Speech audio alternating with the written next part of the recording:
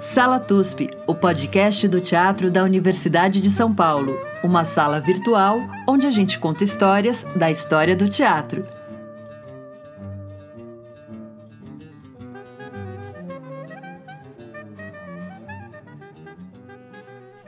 Olá, ouvintes do Sala TUSP. Essa é a nossa sala virtual onde a gente conta histórias das teatralidades brasileiras.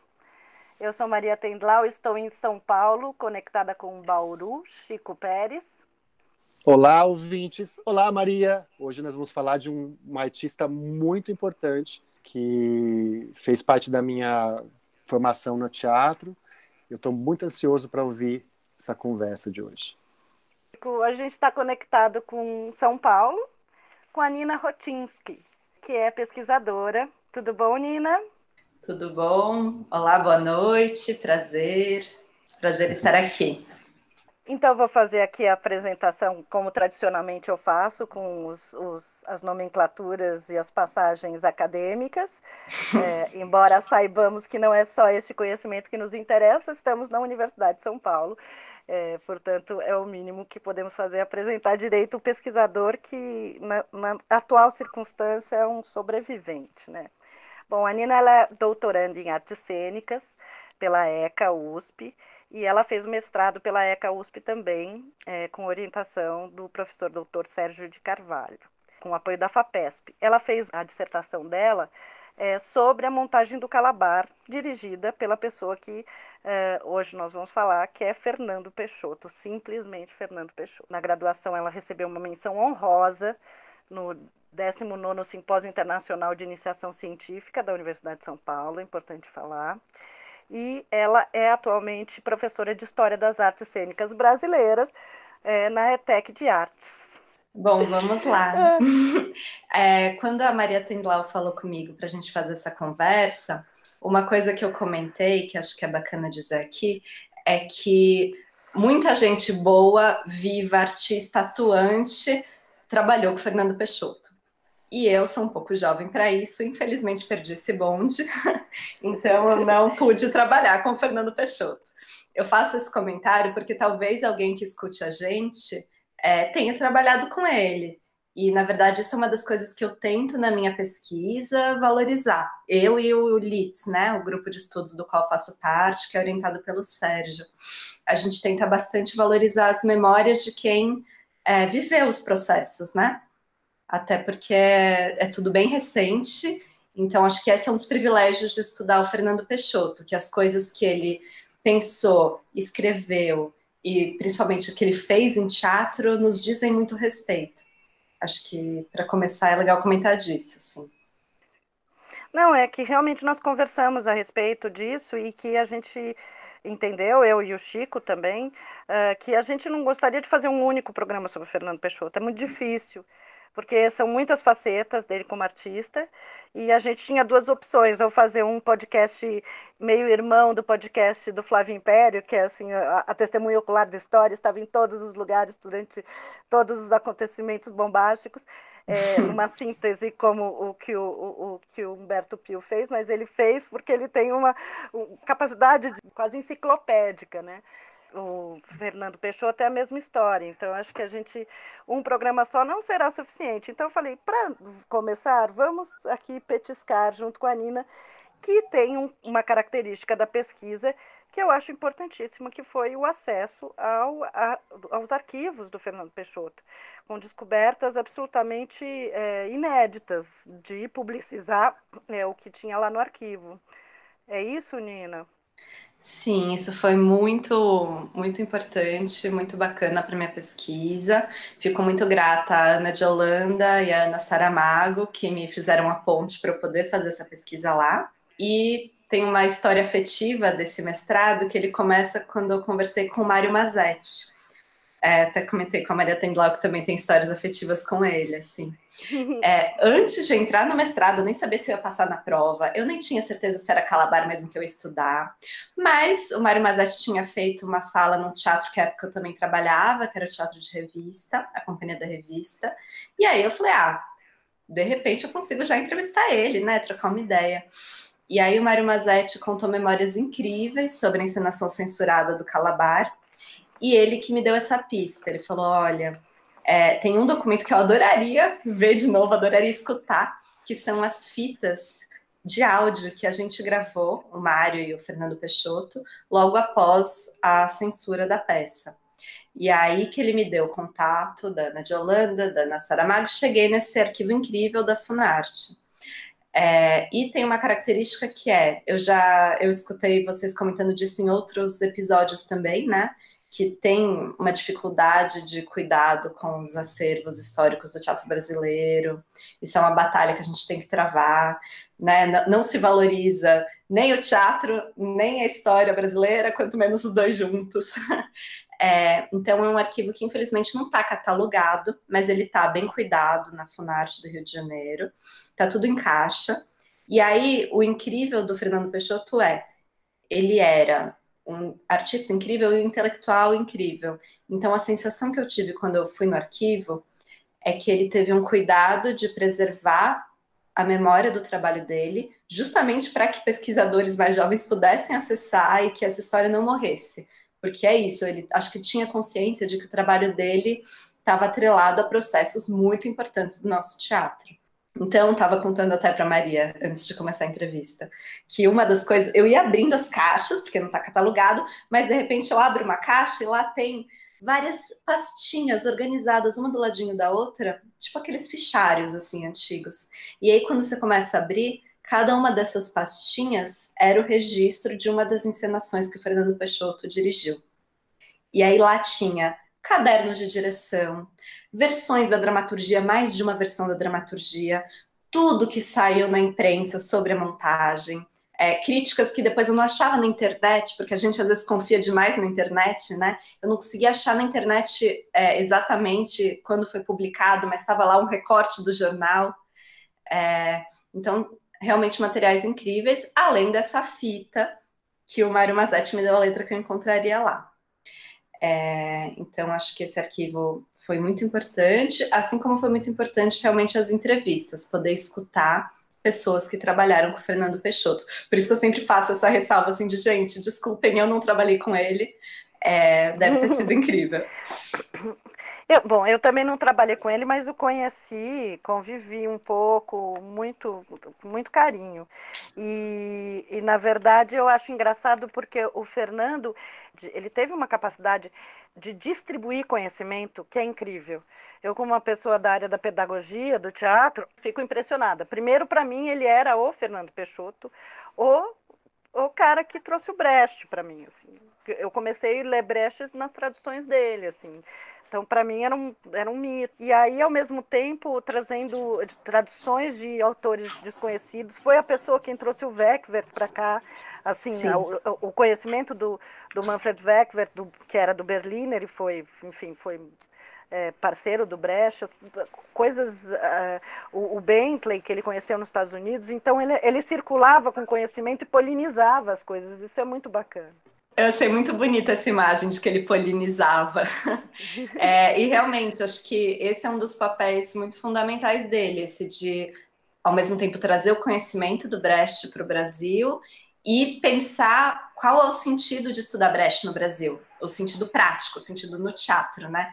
Eu acho muito bonito quando ele fala do Brecht como um companheiro de trabalho. Ele brinca, né? Companheiro de trabalho, o meu amigo Brecht. Nesse lugar de que a ideia não é você montar um Brecht alemão, mas você entender que tipo de poética ele criou lá na Alemanha e você estudar o que tem de cultura brasileira que também pode amparar um teatro que é crítico, que é dialético, que faz as pessoas pensarem sobre a realidade social e não apenas distraírem a cabeça, né? Nada contra distrair, na verdade. Distrair é algo contra, né? Mas, enfim, Brecht falava que teatro está aí para divertir, mas a diversão é você pensar sobre a realidade, né? E acho que isso o Fernando Peixoto fez de um jeito muito lindo. Acho que outra coisa bem inicial para comentar é que também super recomendar a coletânea que tem dos textos do próprio Fernando Peixoto, que a Rucitec fez. Então, o Teatro em Aberto, Teatro em Pedaços, Teatro em Questão, Teatro em Movimento. Boa parte da pesquisa também veio desses textos que ele mesmo escreveu E ele tem essa capacidade incrível, dialética, de pensar as contradições, de estar em muitos lugares diferentes, de viver experiências muito diferentes, muito ricas, e ir escrevendo e produzindo sobre elas. Então, tem essa coisa dos muitos Fernandos Peixotos, né? Eu reli uma entrevista muito bacana para ter essa conversa, que é uma entrevista que estava inédita até ser publicada aqui, que é de 1980, e que chama Uma Trajetória em Questão. Nessa entrevista, é bonito porque quando ele começa a ser perguntado, ele fala, ó, para facilitar, eu vou responder como diretor. Então, essa é outra coisa que eu fiquei pensando, que talvez a gente possa aqui um pouco falar sobre a formação do Fernando Peixoto como diretor e espetáculos importantes que ele fez nessa função. Claro que para ele ter sido o diretor que ele foi, é fundamental ele ter exercido os outros papéis que ele exerceu. Então, ele foi jornalista, crítico, intelectual, tradutor de obras, ator.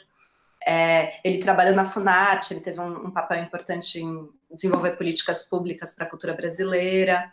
E ele foi militante do Partido Comunista por muito tempo, do PCB, que também é muito importante para pensar, inclusive, essa relação dele com o Brecht, com o teatro político, né, no contexto brasileiro.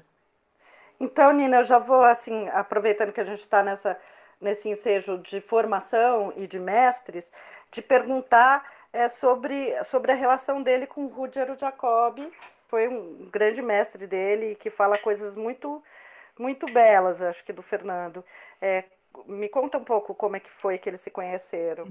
O Jacobi, o Sérgio de Carvalho fala que parece que ele estava em todos os lugares importantes, assim. É muito impressionante a influência que ele teve no teatro politizado brasileiro. O Rogério, ele foi professor do Fernando Peixoto ainda em Porto Alegre. O Fernando Peixoto é de Porto Alegre, e aí ele conta que ele, na verdade, começou muito interessado pelo cinema, mas o cinema parecia uma arte mais distante, mais difícil de ser feita no Brasil, e ele acabou tropeçando no teatro, até se apaixonar pelo teatro. E então ele teve aulas com o Rogério Jacobi. O Jacobi virou um mestre, virou alguém que, bom, primeiro viu a possibilidade do Fernando Peixoto se formar diretor e o incentivou nisso. Bom, então, o Fernando Peixoto, ele se formou no curso de arte dramática da Faculdade de Filosofia da Universidade do Rio Grande do Sul. E o diretor desse curso que era o Rogério Jacobi. E ali ele dirigiu essas peças semiprofissionais, Matar, de 59, e em Porto Alegre ainda ele dirige Pedro Mico, de 61. E ele também passa a ser assistente de direção do Jacobi em algumas ocasiões, que é uma tarefa que, para quem não é de teatro, isso é muito comum. Alguém que tem interesse em encenação ter essa experimentação como assistente de direção ou diretor-assistente, né? São nomes que se dá para essa função de quem fica ali ao lado e vai aprendendo como é que é esse olhar, como é que é ver a cena de fora e tal. E o Jacobi, ele é um encenador italiano que veio para o Brasil e que foi muito importante. Ele dirigiu no TBC, ele esteve próximo do seminário de dramaturgia do Teatro de Arena, talvez a Paula Altran, quando falou do seminário de dramaturgia e do BOL, tenha tocado nesse assunto. E o Jacobi, então, ele é esse encenador que, por vir da Europa, tem esse aval de saber a arte da encenação moderna, tanto que ele dirige no TBC, mas ele tem um olhar que precisamos fortalecer a dramaturgia brasileira, os artistas brasileiros, os encenadores brasileiros. O teatro tem que falar da realidade de vocês. Tanto que quando ele volta para a Itália, ele escreve uma carta de despedida muito bonita para o Peixoto, dizendo isso, que ele sente que ele cumpriu a missão dele, assim. Então ele é essa pessoa que participa da formação política e artística do Peixoto, porque ele também, Jacobi também apresenta para ele Hegel, Marx, o Brecht, artistas de uma tradição popular italiana, porque ele tinha esse interesse. E então tem uma formulação que eu acho que é bem legal do Peixoto naquela entrevista que eu recomendei sobre a trajetória dele, e que o Peixoto diz que veio do Rogério Jacobi, essa ideia de procurar um teatro que é nacional, popular, realista e crítico. Então, Nina, isso assim super me tocou. Eu não sei, até colhi uma das frases, eu não sei nem se é dessa carta do Jacob, falando sobre esse trabalho dessa dramaturgia nacional seria um confronto crítico com a realidade, feito a partir de instrumentos e de uma consciência nacional, a partir de uma perspectiva popular. Por que eu estou falando isso? Porque para mim me interessa muito essa ideia de nacional popular que surge vindo do Partido Comunista Brasileiro, e que eu, inclusive, perguntei para Maria Silvia Beth em relação ao Vianinha, o que era esse projeto nacionalista.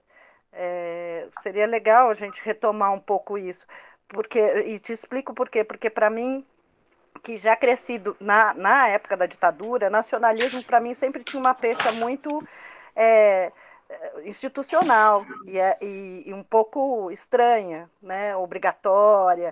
Eu não tinha esse contato com o nacional como a geração anterior teve e se debruçou sobre. Né? Então, assim, como que essa ideia de nacional e popular fomentou toda essa geração para a construção de uma arte brasileira. Eu sei que é muito, mas, enfim, como que isso no Fernando aparece, assim? Não, muito legal. Esse tema do nacional é uma das coisas que eu mais tive que pensar sobre quando estudei Encenação Censurada do Calabar, porque a dramaturgia do Calabar já traz muito isso, né? Pensar na formação brasileira. Eu acho que a ideia de nacional estava em disputa durante a ditadura civil-militar, porque os ditadores, eles falavam Brasil, ame-o ou deixe-o, né? Tinha a ideia de um nacionalismo, mas que é um nacionalismo violento, excludente, moralista, a família brasileira, certo? E aí, o Partido Comunista tem algumas... vai mudando, né? A sua visão desse nacionalismo. Mas o fato é que algumas das lutas sociais muito importantes do século XX se deram aliadas à ideia de uma libertação nacional, né? Então, Cuba, Moçambique, várias colônias que foram se libertando na África, foi se percebendo que o nacional, talvez hoje a gente falasse em decolonialidade, né? Que o nacional atrelado ao popular em uma perspectiva de classe tinha a ver com a luta política. Mas e a arte? Como que é isso? E aí tem ainda falando um pouco do Partidão, eu não sou especialista nisso, tá? Mas tem isso de que houve o realismo socialista, né? Mas quando se divulgaram os crimes de Stalin, o Partidão reviu o que a arte deveria fazer, e aí teve uma abertura maior para o que a arte poderia fazer. Aí, nacional e popular. Esse conceito nacional e popular, o Jacob foi uma das pessoas responsáveis por trazer ele para o Brasil. Uma das pessoas que formulou esse conceito foi o Gramsci, lá na Itália, mas o que eu fui entendendo durante a pesquisa é que esse conceito na Itália tinha outro sentido, tinha um contexto específico. E aqui, enfim, o Jacob ajudou a pensar o que seria esse nacional e popular aqui no Brasil. E o CPC foi um espaço muito privilegiado também de debater isso, o que é o nacional e popular. Ainda sobre o CPC, é legal comentar que o Fernando Peixoto foi do CPC em 1962, só que ele foi do CPC de Porto Alegre.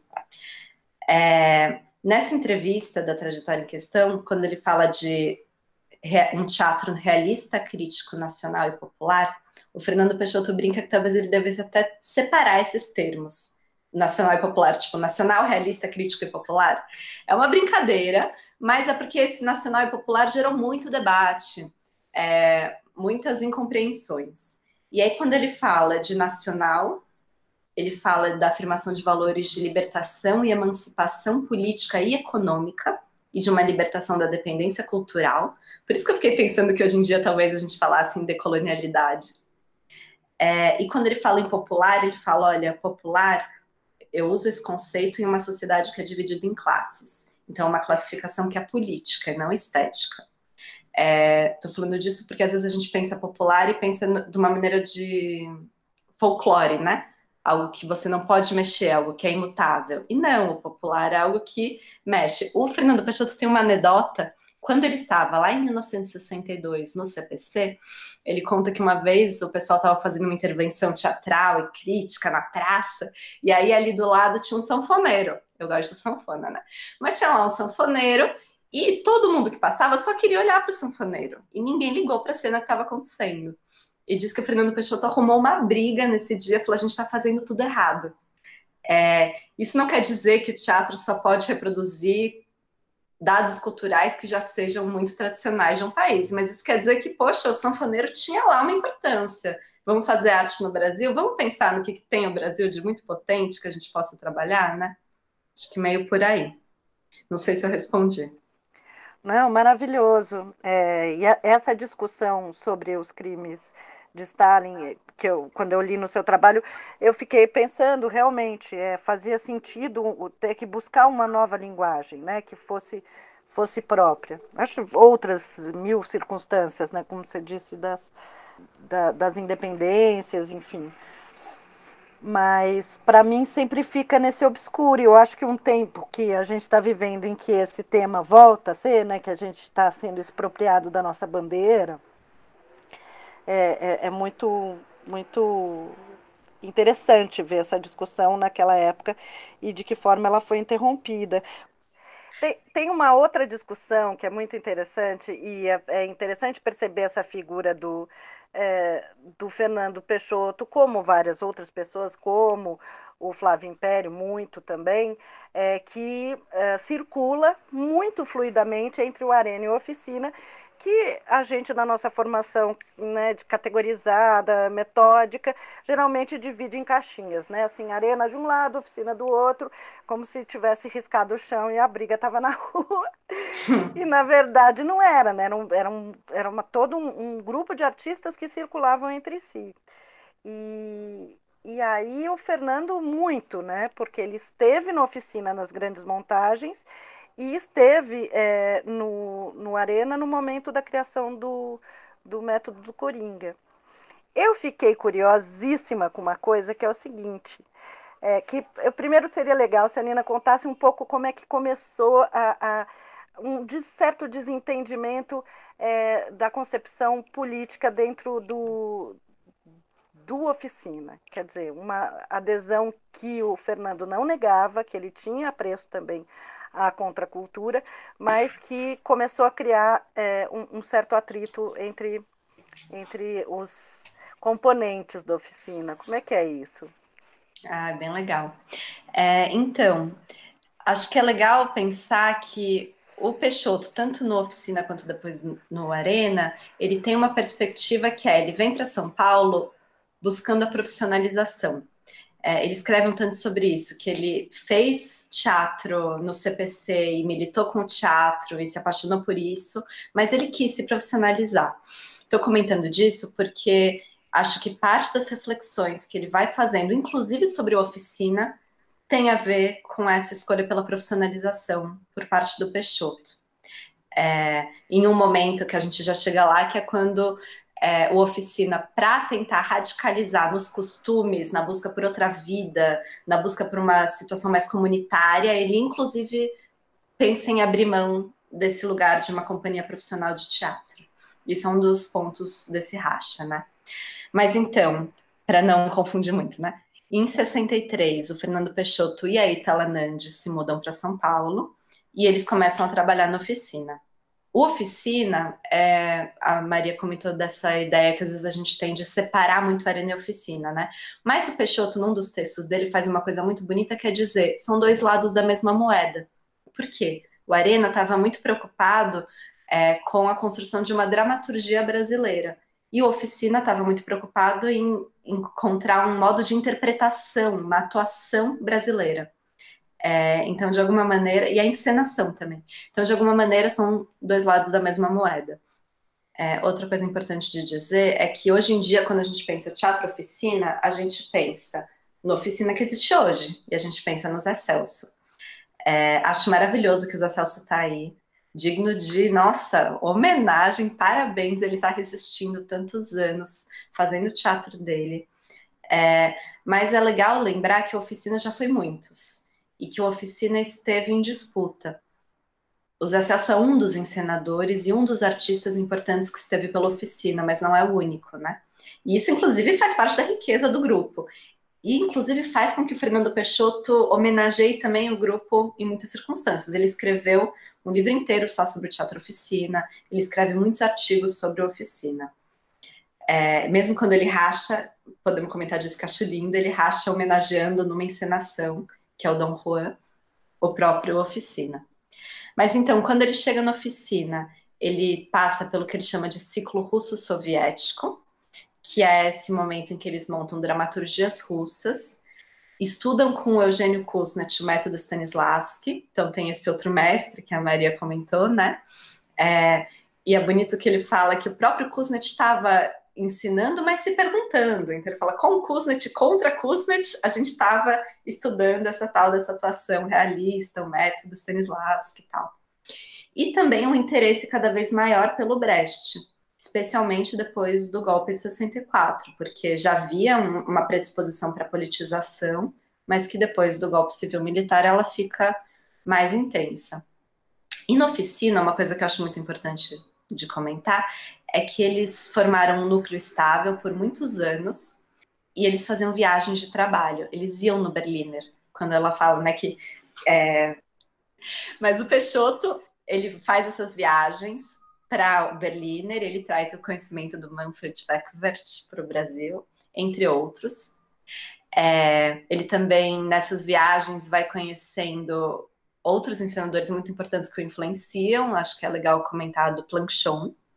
E ele tem um grupo de trabalho com o qual experimentar. Isso acho que é de um momento e foi castrado, né? Teve um momento em que esses grupos foram muito produtivos e foram núcleos intensos de pensar e fazer teatro brasileiro. O Peixoto estudou Brecht junto com o Eugênio Kusnetz, junto com o Zé Celso, junto com os parceiros dele, o Renato Borg, a Itala Nandi, estavam lá na prática experimentando as coisas que eles aprendiam, né? Aí em 1966 a oficina pega fogo e em 1967 eles ressurgem das cinzas com o Rei da Vela, que o Fernando Peixoto esteve como ator. O Rei da Vela é outro ponto bem legal para entender essa relação da oficina que era um grupo em debate constante, em autorreflexão constante. O Paulo Bill escreve sobre isso de uma maneira bem bonita, assim. Ele anota... Nós vamos conversar com o Paulo Bill num próximo podcast exatamente sobre isso. Spoiler. Spoiler até para o Chico. Ah, tá. Não, vou comentar rápido, então. Vai ter essa conversa depois com o Paulo Bill, ele com certeza vai falar com muita profundidade, mas o Rei da Vela é esse ponto que deixa claro que tinha diferentes versões sobre o mesmo trabalho, o que não impedia as pessoas da oficina de trabalharem juntas. Acho que isso é até uma inspiração para os artistas teatrais, né? Era possível ter visões diferentes e estar trabalhando junto. O Zé Celso, ao narrar o Rei da Vela, ele colou com essa ideia do Rei da Vela da Tropicália. E o Fernando Peixoto sempre narrou o Rei da Vela na perspectiva de uma peça que criticava o capitalismo, porque afinal é disso que se trata. A dramaturgia do Oswald critica o capitalismo e a montagem, com todas as suas loucuras formais maravilhosas, também era uma crítica à situação do Brasil, aquele americano falando good business, né? No fim, a gente aqui se matando e os bons negócios iam para os Estados Unidos. Mas então o Peixoto tem essa experiência de atuar no Rei da Vela. Outra experiência muito importante dele é ter estado em maio de 68 na França, ele e o Zé Celso. E essa experiência marca de tal forma que quando ele volta ele dirige a peça Poder Negro, que é uma peça que comentávamos que ainda merece mais estudos. E de 68 também é o Roda Viva, que é aquela peça que o Zé Celso dirige fora da oficina, com um grupo de jovens contraculturais, descobre esse coro maravilhoso, mas traz para dentro da oficina uma espécie de racha. Tem uma coincidência gráfica do Roda Viva com os Fuzis da Senhora Carrár, montagem que o Flávio Império dirigiu com o teatro da Universidade de São Paulo, antigo TUSP, grupo TUSP, não TUSP, instituição, porque o símbolo da mancha de sangue é o mesmo. O Flávio Império leva isso para o cenário do Roda Viva. E aí, lendo com a discussão sobre o Rache em relação exatamente ao que é este coro, e que depois o Peixoto homenageia no coro do Dom Juan, homenageia o Oficina, que o Oficina transformou nesse coro contracultural, é muito curioso, porque na montagem dos fuzis do Flávio Império, que estou aqui dialogando com o Roda Viva, o coro era o que era mais concreto do ponto de vista materialista, porque eram as mulheres que saíam da plateia com os fuzis. Meio como se fosse como se fosse um recado claro, a adesão à luta armada naquele momento. E o espetáculo, não à toa, fez um sucesso em Paris enorme, em Paris não, na França enorme, no festival de Nancy. A parte ritual, na verdade, era na cena, não no coro. Então eu fiquei muito louca com essa inversão, na verdade. O quanto que a potência política do coro, como a população tomando o poder, ou o povo tomando poder, tomando a cena ritual, se inverte daí na versão oficina. Uhum. É, Eu acho. É muito bizarro isso, essa relação que eu estou fazendo, muito complexa. Não, acho muito legal. Na verdade, eu acho que isso é um super tema. Os diferentes coros da década de 60 e 70 no teatro brasileiro. Isso é um tema que eu acho apaixonante. Porque, bom, coro, para quem talvez não esteja acostumado, não é o coro quando a gente fala, não é o coro de cantar música, né? Às vezes, na linguagem popular, a gente fala, o coro da igreja, o coro da escola de música.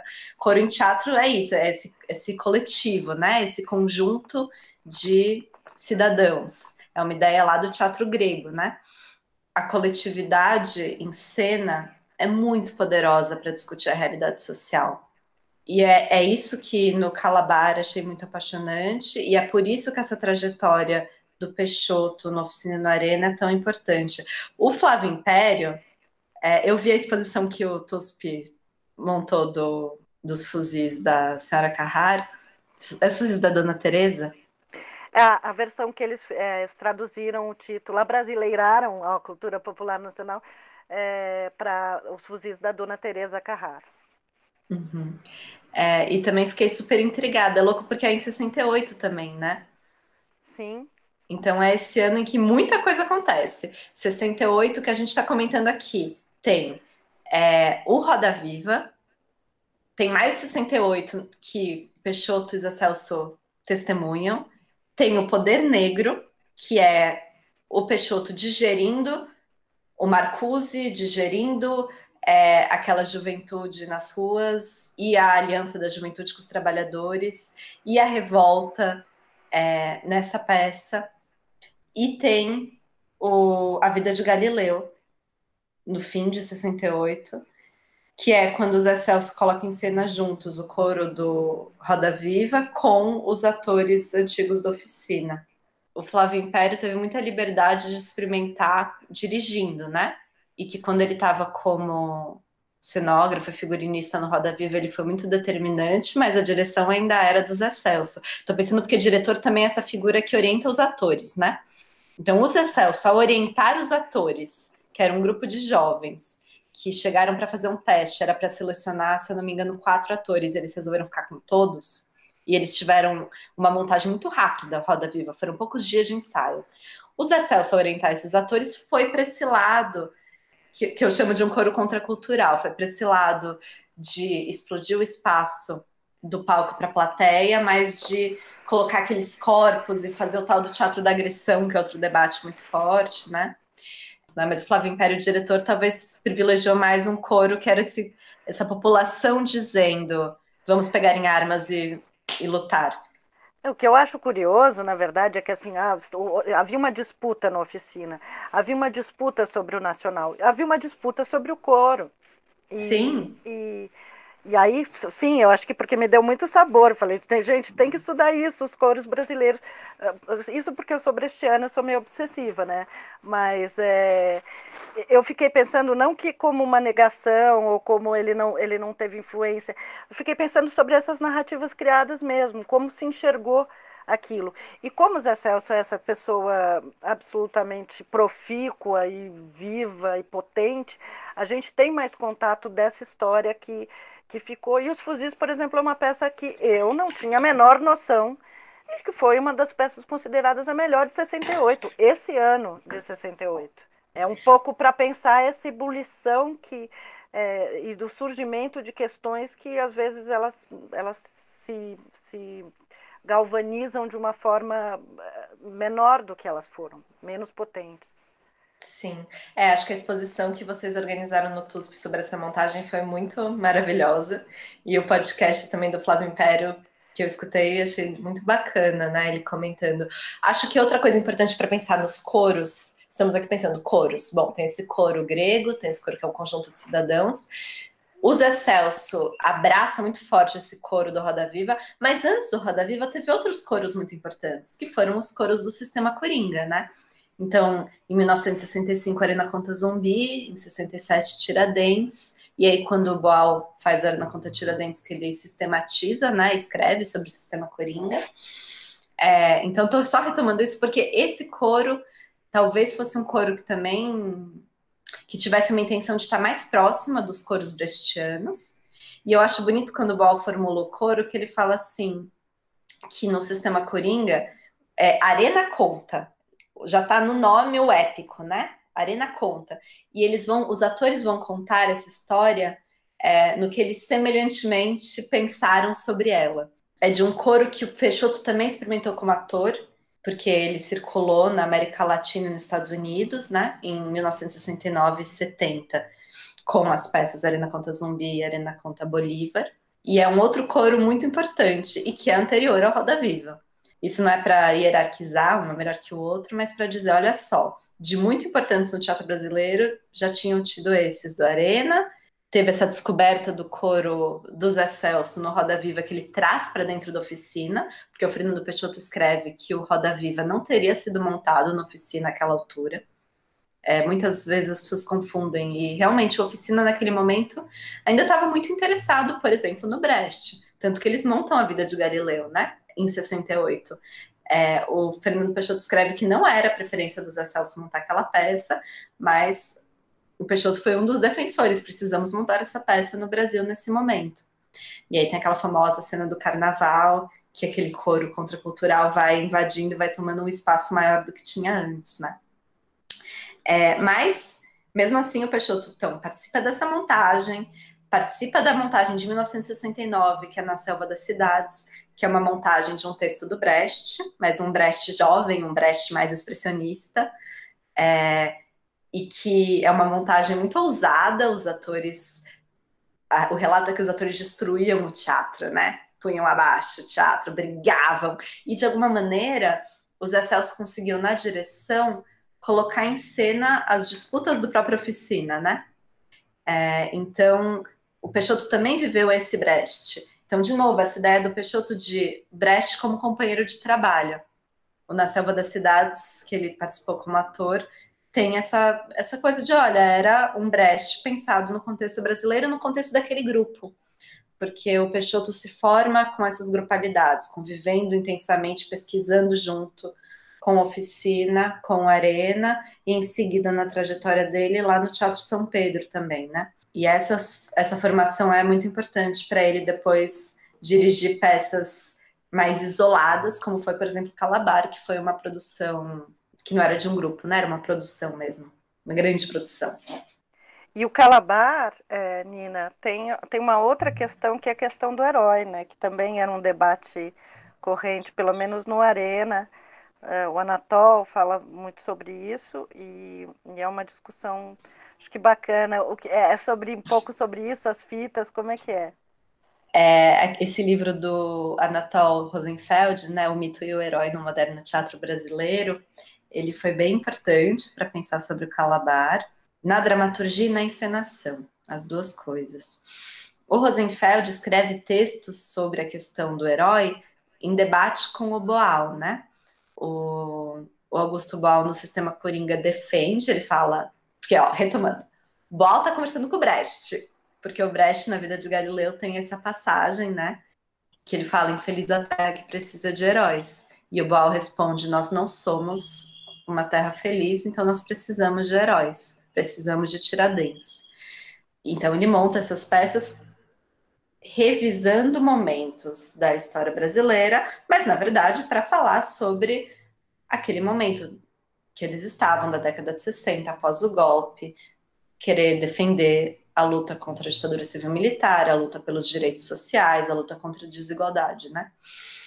O problema que o Rosenfeld levanta é esse, que bom, o Rosenfeld, ele é muito culto, então ele vai lá, ele lê o Hegel, ele explica o Hegel um pouco pra gente, para dizer por que ele acha que o herói pode não ser a melhor opção. Ele fala, se eu estiver simplificando muito, me desculpem, mas ele fala que não é possível você simplificar apenas a figura do herói. Você precisa simplificar toda a realidade social que o cerca para existir um herói. Então, essa figura que é toda boa, que ela é só potente, que ela resolve sozinha os problemas, ela só pode existir num contexto simplificado. E se nós queríamos discutir a realidade social, nós gostaríamos de falar dela em sua complexidade, né? O Brecht é muito maravilhoso nisso, em colocar as contradições. Então, essa é uma das razões pelas quais o Rosenfeld fala, ó, o herói pode não ser a melhor solução. E aí, ao mesmo tempo, o Rosenfeld é muito generoso, porque ele fala, olha, mas eu entendo que vocês queiram ter uma figura positiva, porque nesse momento em que os movimentos sociais estavam sendo dizimados, a ditadura civil-militar estava tão violenta, e depois do AI-5 mais ainda, né? Mas, enfim, esse debate se dá ainda um pouco antes do AI-5, em 67. Talvez vocês precisem, sim, de exemplos positivos. E aí ele cria essa ideia que eu acho muito bonita de um herói humilde. Talvez vocês do teatro, possam resolver o problema criando heróis humildes, heróis que são replicáveis, heróis que não sejam insubstituíveis. Porque um herói que se sabe substituível, talvez tenha até mais a ver com o clima das peças didáticas, né? As peças de aprendizagem do Brecht, que na luta... É muito brechtiano isso, né? O Natal, amor da vida, né? Isso é muito brechtiano. Porque na luta social, de fato, se você apela para um líder insubstituível, você tende para o populismo, né? E o Brasil tem uma longa história de líderes populistas e, veja só, não estamos em bons lençóis nesse momento, né? Tudo isso para dizer que esse debate foi rolando e o Fernando Peixoto, como diretor, lidou com esse debate mais de uma vez. Então, logo antes do Calabar, o Fernando Peixoto dirigiu Frei Caneca, em 1972. O Frei Caneca estava mais parecido ali com Arena contra Zumbi, Arena contra Tiradentes, porque ele também retomava um herói humilde, um herói esquecido, um herói do passado brasileiro que tentou lutar contra o Dom Pedro, lutar contra as opressões do poder instituído e que foi massacrado, que foi morto, né? No texto do programa do Frei Caneca, de 72, o Peixoto ainda fala assim, precisamos de heróis. Já o Calabar é uma inversão, na dramaturgia já, porque o Chico Buarque e o Rui Guerra, que não são bobos nem nada, acompanharam todo esse debate e eles criaram uma peça em que o Calabar, que é o título da peça, é um herói ausente. O Chico tem até uma anedota que um ator teria ligado para ele e falado, nossa, ouvi dizer que vocês escreveram Calabar, olha sua cara do papel me chama. E ele fala, não tem Calabar na peça, esse personagem não está na peça. Na verdade, ele aparece só em contraluz para ser morto. Então, de fato, quem conduz a dramaturgia do Calabar são as mulheres, são a Bárbara, que é a viúva, e a Ana de Amsterdã. E essa peça, ela é de 1973, que é um momento em que a luta armada já estava sendo dizimada, né? Bom, Calabar tem uma sonoridade parecida com Lamarca, né? Nas entrevistas, o Chico fala, olha, mesmo que a gente não tivesse exatamente proposto assim, as pessoas iam ler isso. Chico Buarque e o Rui Guerra tem um pouco essa postura. Não é que o Calabar é o Lamarca, mas você ouve essa sonoridade e fala, Calabar, Lamarca, ok.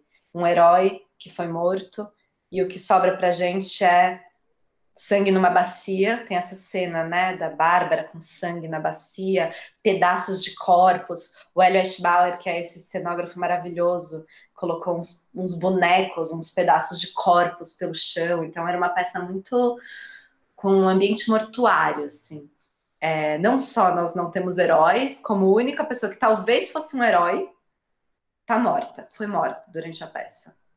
E não apareceu para falar. Então, os personagens que estão vivos ficam até discutindo se Calabar é ou não é um herói, se o Calabar estava certo ou estava errado, mas ele mesmo não vem falar. Aí o Fernando Peixoto pega para montar essa peça e tudo bem, não vai ter herói. Mas a pulga atrás da orelha dele, que nas fitas aparece, como que eu pego essa dramaturgia e ainda coloco a opção brasileira, ainda coloco alguma perspectiva de luta, de mudança social. Como a gente faz, né? A dramaturgia, ela propõe isso em uma canção, que é Cobra de Vidro.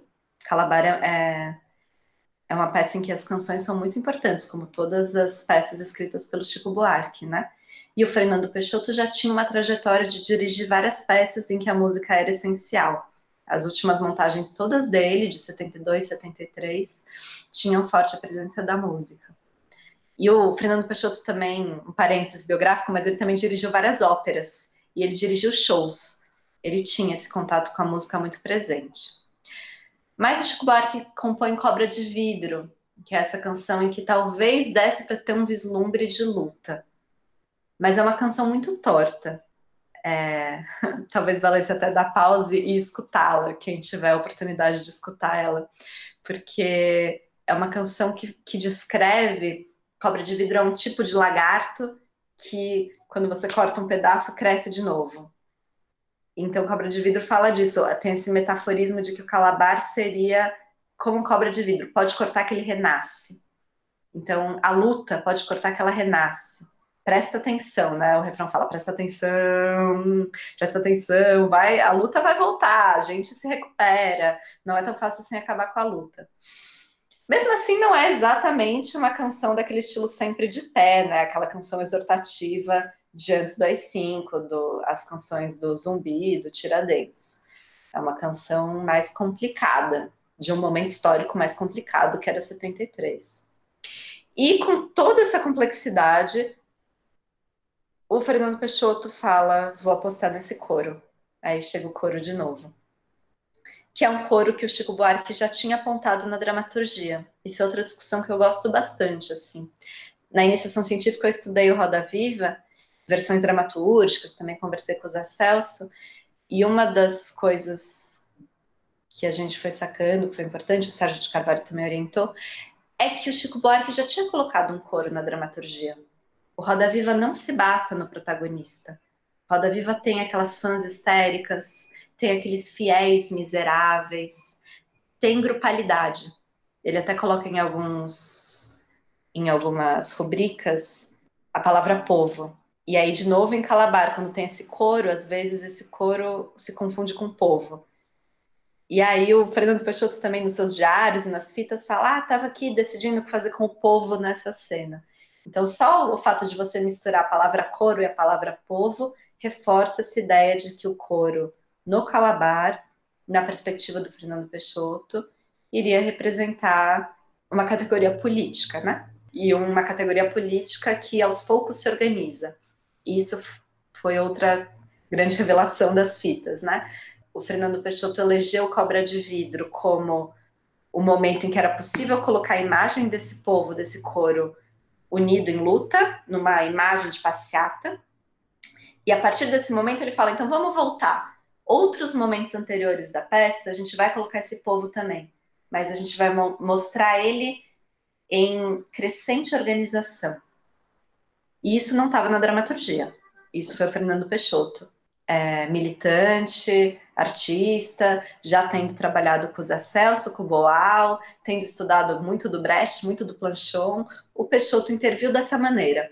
Ele viu que tinha essas rubricas em que havia o apontamento de um coro e de um povo, mas ele falou, olha, a primeira vez que eles aparecerem, eles vão ser trabalhadores isolados, cada um no seu canto ali fazendo seu trabalho. A segunda vez que esse coro, o povo aparecer, eles já vão estar fazendo movimentos mais juntos, mais como, digamos que como categoria política, mas ainda no movimento do trabalho ali. E ele, inclusive, sugere que os instrumentos de trabalho poderiam virar armas na fita. Que é uma imagem bem concreta, né, dos trabalhadores entendendo que eles precisavam lutar. E aí, nessa terceira vez que eles apareceriam já em passeata. Só porque a gente também tem um tempo de existência aqui do podcast, mas está interessantíssimo. Mas só para que as pessoas saibam, e efetivamente a censura sacou tudo, né? Assim, tipo, proibiu, não, eles nem estrearam, né? Essas fitas são gravadas após a proibição. O Fernando também dialoga com essa proibição nas fitas? Sim, essas fitas, na verdade, são uma reação à proibição. Elas são gravadas dias após a censura. Houve uma censura econômica, né? A peça foi adiada. A censura não queria chegar e falar está proibido. Mas quando finalmente essa montagem foi sufocada, e a Meliandre Garcia tem um artigo muito legal que ela vai dando em detalhe como acontece essa censura econômica. E aí, bom, ao ser censurado, o Fernando Peixoto pensa, preciso registrar essa encenação de alguma maneira. E aí ele faz 2 gravações. Uma que ele faz com o Mário Mazetti, descrevendo cena a cena o espetáculo, que o Mário Mazetti, na entrevista que ele deu, ele comentou que também tem uma influência muito forte do Brecht, que o Brecht teria esse costume de fotografar cada cena, de fazer um estudo muito detido da encenação. E aí, ao descrever cada cena, que ele vai dando essas pistas do que seria. Eles queriam ter filmado a encenação, mas as câmeras foram proibidas de entrar no teatro. Até nisso a censura agiu. Então tem esse registro que você escuta, eles comentando de cada cena, e tem um registro que o Peixoto faz sozinho, falando sobre a encenação e falando sobre angústias que ele tinha. E uma das principais angústias do Peixoto, enquanto encenador, é não ter aprofundado até onde ele gostaria o povo. Que eu acho que é uma imagem até para pensar como ele se sentia enquanto homem político também no Brasil de 1973. Ele fala, não deu para trabalhar o povo o suficiente, em um momento em que o povo estava muito castrado mesmo em sua organização política, né? O povo brasileiro ali, real, das ruas. E só uma coisa que eu acho importante de comentar tem toda essa ideia do Peixoto com o coro que se organiza politicamente, mas tem uma figura importante no Calabar, que é o Zdenek Kampf, que é um coreógrafo e diretor assistente, que ele era dançarino e tal, e os atores do coro que eu entrevistei eram apaixonados pelo Zdenek. E o Zdenek talvez tenha trazido algo do tal do coro contracultural também para a cena. Porque ele colocou um coro que dançava, que tinha uma potência de vida, que tinha uma erotização, que também estava apontada na dramaturgia, mas que para aqueles atores que vivenciaram a montagem ficou muito marcada. Era muita gente em cena, eram no total 80 trabalhadores envolvidos, né? Então era realmente uma superprodução. Nina, a gente vive num país interrompido, né? Não sei se essa é uma boa imagem, mas também no Dia da Marmota, porque as histórias se repetem. Estamos num momento de repetição que não é muito cômica, acho que ela é mais trágica. Gostaria que a gente finalizasse com esse olhar do povo, né? Quer dizer, eu preciso trabalhar mais o povo, né? Que situação é essa do artista? Né? Onde que ele está? Tá trabalhando o povo ou está lá com o povo? Além dessa questão de como que a gente alia essa potência sexualizada que você falou, erotizada no sentido da vida, da potência de vida, com a luta política, que também acaba se resvalando no que a gente vive hoje, né? Só uma curiosidade, a censura do Poder Negro, que quando o texto foi censurado, a primeira vez que ele surgiu, ele era por falta de decoro público, a questão do público, a questão do texto. E é um texto que lida exatamente com com uma situação também que tem uma questão sexual entre uma mulher branca e um homem negro. E a questão é que falta decoro, né? Então, falta couro, não falta decoro, seus loucos. Maravilhoso, falta couro. Então, é louco, porque a censura, quando ela aparece com muita frequência na nossa história, ela é política e ela é moral. E acho que isso de repente, ajuda a gente a entender que algo de contestação dos costumes tem a ver também com política. E o Peixoto nunca abriu mão de ser comunista, ele achava que tinha que mudar a estrutura, mas ele também era muito generoso no olhar de novas formas de contestação que surgiam e colocava isso em cena. Acho que a gente vê isso agora, né? Com o poder que está aí. Tem a censura moral, ficar falando da família. Enquanto se fala da família, enquanto se fala dos bons costumes, está aí matando, entendeu? Matando pretos pobres periféricos a rodo. Então, enfim, é muita violência, até é difícil, né, encontrar palavra para falar da situação atual. Mas acho que o Peixoto teve isso, teve uma trajetória de muita coerência, de muita politização e, ao mesmo tempo, de muita escuta para várias formas de contestação que surgiam. Então, por exemplo, quando ele monta Dom Juan, ele comenta que o problema não é a rebeldia, mas é a reclusão da revolta num contexto pequeno burguês individualista. Então, acho que vamos nos revoltar, inclusive com nossos corpos, só vamos não ficar nessa reclusão individualista. É lindo. Chico, você quer falar?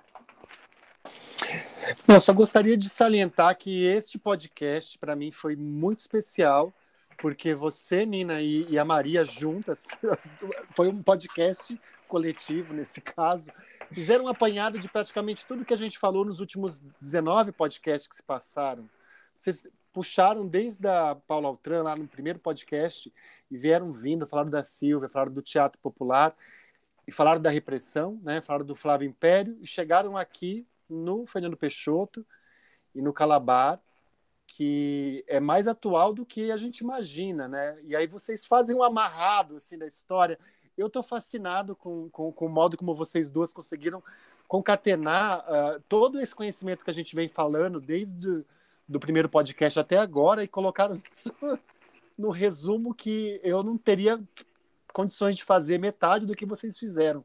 Eu queria agradecer muito vocês duas, porque vocês são especialistas em pensar o que o teatro foi e o que o teatro pode ser. Obrigada, Chico. Eu tô pagando, Chico. Eu paguei o Chico, sabe, para ele falar isso. Nunca, minha alma nunca será vendida. Isso é do coração. Amados, ficamos por aqui hoje. Muita coisa para pensar. Ouçam a canção e fiquem em casa ainda. Beijos. Muito obrigada, beijos.